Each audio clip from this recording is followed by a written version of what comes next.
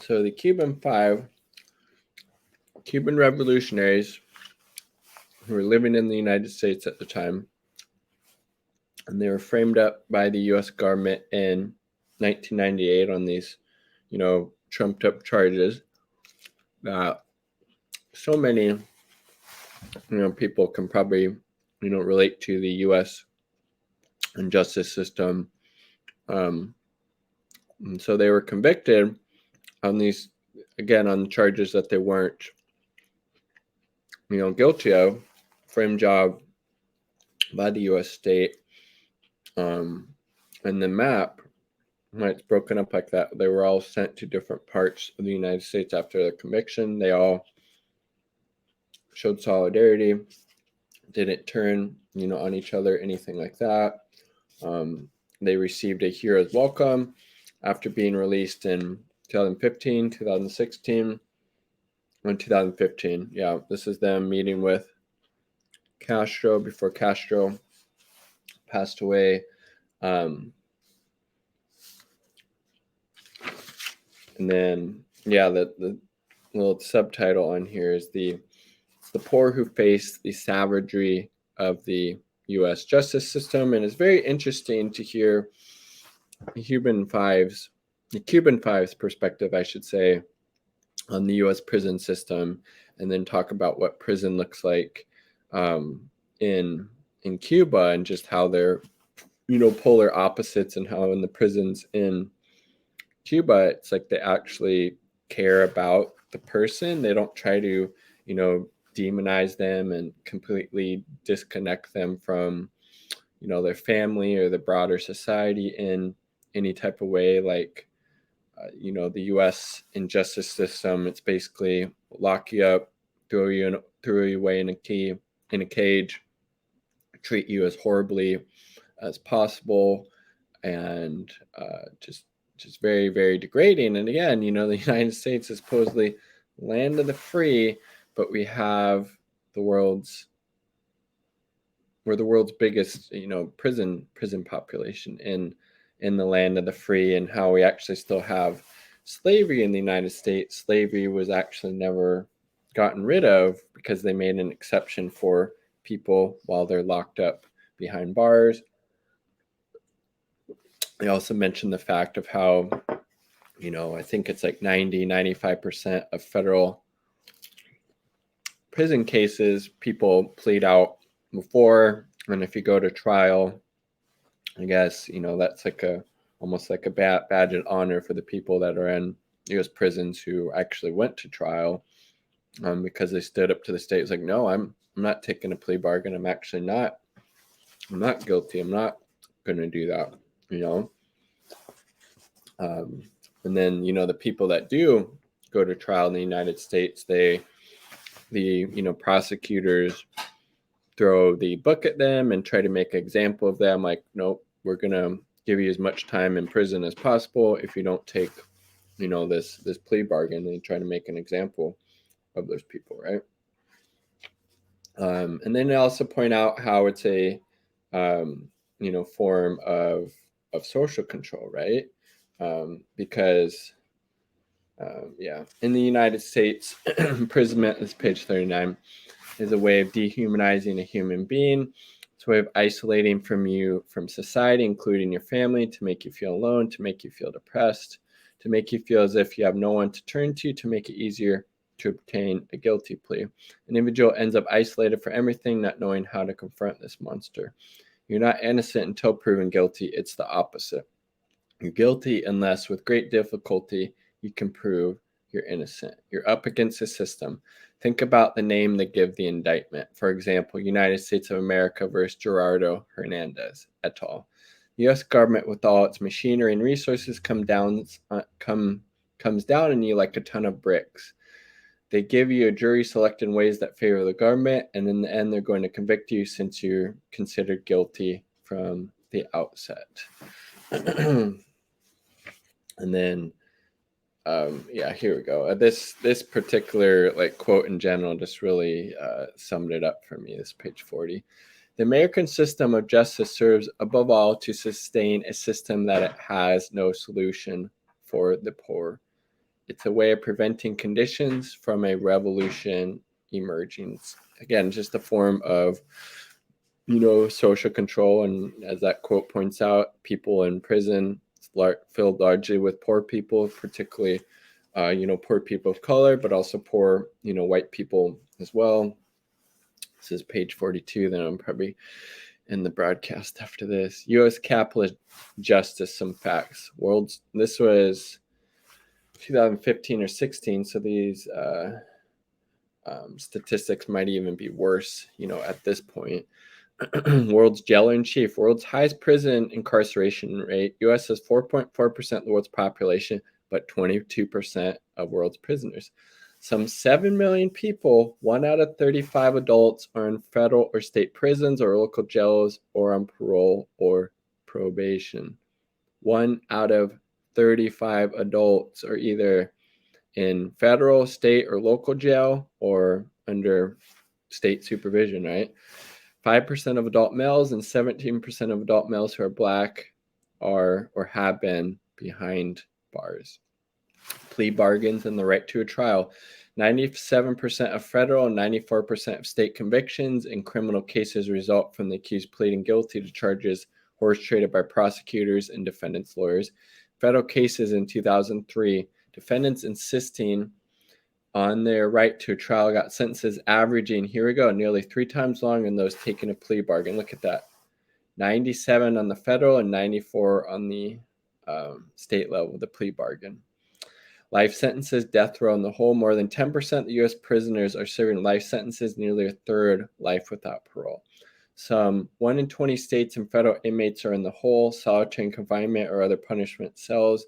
Again, solitary confinement is most definitely a form of torture. Some 1 in 20 states and federal inmates, 2,984 people are in death row. This was in 2015.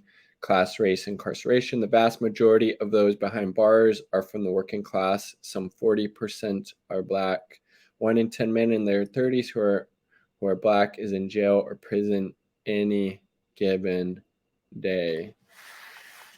And then it talks about 43, going to trial gives you some standing among the prisoners. They say the man stood up to the government, and that's a big help. They know it means you won't finger them. Warden guards encourage snitching among the prisoners, including among them those who are serving life sentences. They encourage prisoners to blame others or to assist the government's prosecution.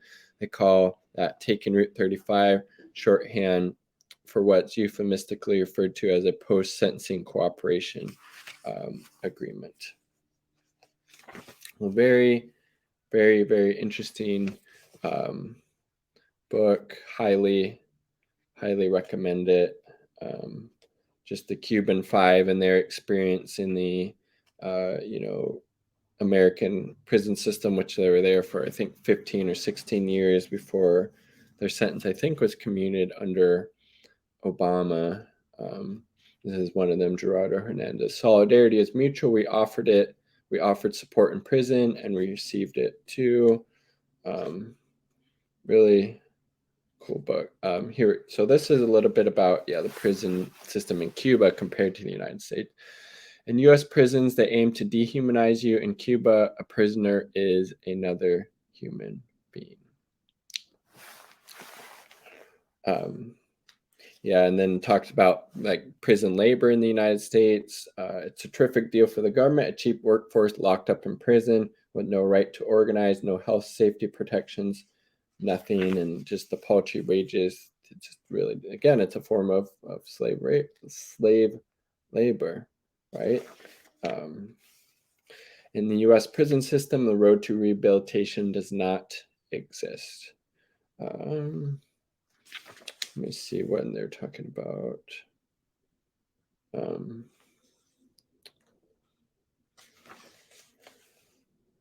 Here we go. We were with many Cuban prisoners in the U.S. who had been inmates in Cuba as well. This is page 56. Some had come to the U.S. as part of the Mariel boat lift in 1980. Others were balseros, rafters who crossed the Florida Straits in perilous contraptions of all kinds during the economic crisis in the 90s. There were about 20 Cubans at the Lompoc Federal Prison in California when I was sent there. Yes, material conditions in prison, especially in the newer ones, are a lot better than the ones. Cuba obviously can't compare living conditions in the richest country in the world with the economic resources in Cuba, but most of them recognize that prison personnel here in Cuba make a real effort to rehabilitate inmates, to help them. In the US, a prison counselor is someone who puts in his hours at work and does his best not to ever have to see you. In Cuba, they point out, when my family came to visit my counselor here, we called them re-educators, would ask for permission to sit with us. He'd talk with my wife and ask how the little girl was doing in school, what problems there were at home. He'd tell her how I was doing in prison. Quite the juxtaposition to people in the United States who are, locked up, right? People are incarcerated. That doesn't happen in the US. The counselor is there to fill out forms for you and spends the day trying to make sure you don't come to him with a problem. When you do, he glares at you with a sour face. Human part is essential. I often give the example of a young neighbor of mine. When he was in high school, he was involved in something that rarely happens in Cuba, what's known in the US as bullying.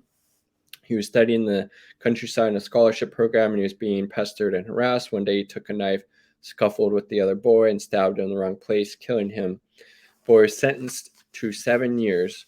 During that time, he completed high school, went on to university. Every day they took him by bus from the prison to the university. Think about that. This kid, as a kid, he was being bullied, got into this fight, ended up, stabbing this other kid, killed him. Went to prison 7 years. During that time, the prison would transport him to and from university each day so he could get his education. He took classes all day, and the bus brought him back to prison. Today, he is free and working as a psychologist. Wow. I use the example of this boy with my prison mates. Cuba, they say to me, when I was in prison back home, I was able to go visit my family on a pass. If a relative died, again, this is the book, the Cuban Five talk about their lives with the U.S. working class. It's the poor who face the savagery of the U.S. justice system. If a relative died, they gave you a pass. Sometimes I spend the weekend at home. Other times I'd work on the outside. So again, just the juxtaposition between what prison life is like in the United States. Again, the United States has the world's largest prison population, but we're the land of the free, as opposed to how, prisoners are treated in Cuba, actually treated with dignity and respect and treated like humans. And they're not completely isolated and removed. They try to keep these connections going. Recently, I had a conversation with a very prestigious young artist in Cuba, Mabel Poblet. She showed me some samples of her work. One stood out to me, an installation with hundreds of plastic flowers. Look at these flowers, she said. They're made by a woman who was a prisoner in Holguin. We visited the women's prison there, met an inmate, Betsy Torres, who was making flowers. Mabel said, I had in mind doing an installation to use flowers, so I asked her to make some for me, the ones you see here.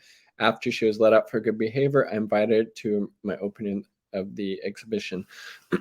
This type of exchange is the opposite of dehumanization that takes place in the U.S. prison system. People are given the opportunity to reintegrate and to rehabilitate themselves.